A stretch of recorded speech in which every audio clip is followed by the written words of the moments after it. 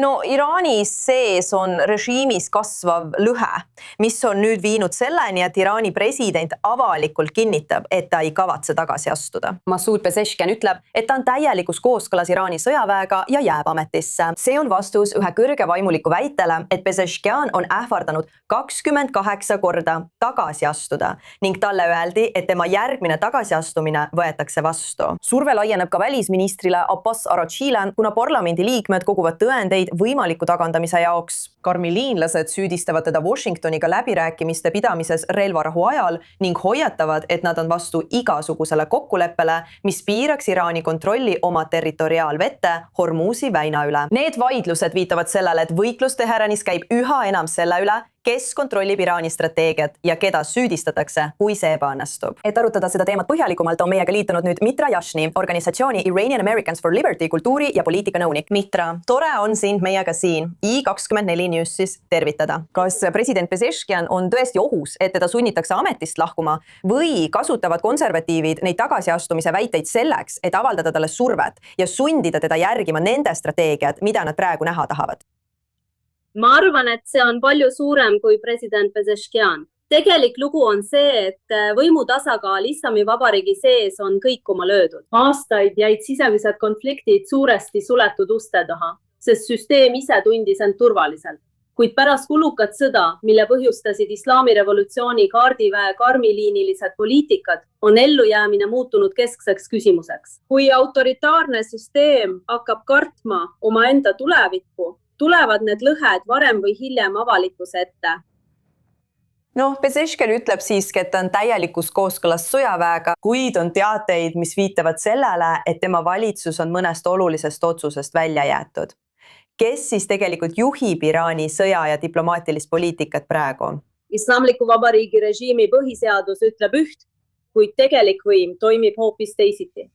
Otsused sõja, riikliku julgeoleku ja välispoliitika kohta pole kunagi kuulunud valitud valitsusele. Need otsused teeb kõrgeim juht ja Iraani revolutsiooniline kaardivägi. President Pezeshkian võib küll rääkida koordineerimisest, kuid koordineerimine ei ole sama, mis võim. See, et ta peab nüüd avalikult rõhutama koordineerimist, näitab kasvavaid kahtlusi selles, kes tegelikult juhib.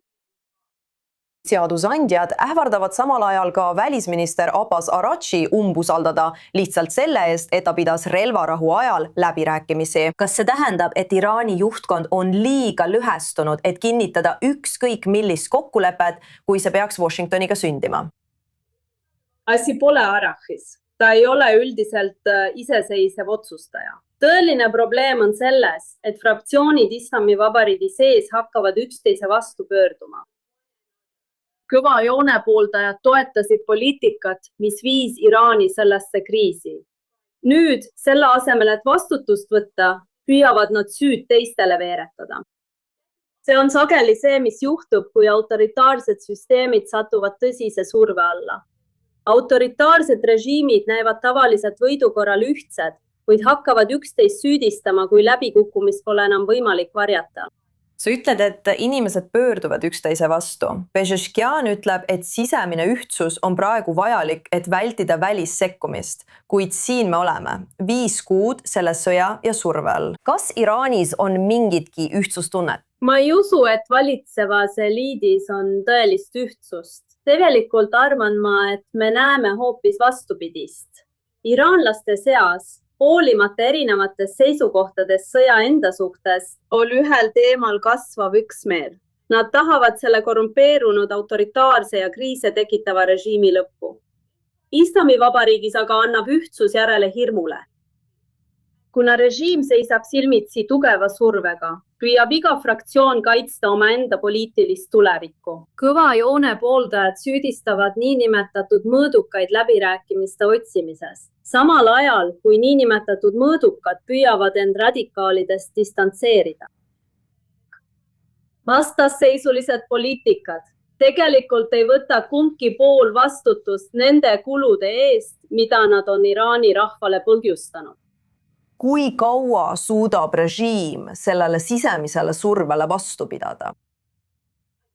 Ma ei arva nii, nad suudavad veel jätkata. Loomulikult peavad nad lõpuks otsustama, mida nad tavatsevad teha. Kas nad tahavad toetada kõva liini poliitikat või tahavad nad tõesti muutuda ja olla osa globaalsest süsteemist. Mitra Jašni, ma hindan, et olite meiega I24 Newsis ja jagasite teadmisi tõelistest lõhedest, mida praegu Iraanis näeme. Aitäh teile! Suur aitäh!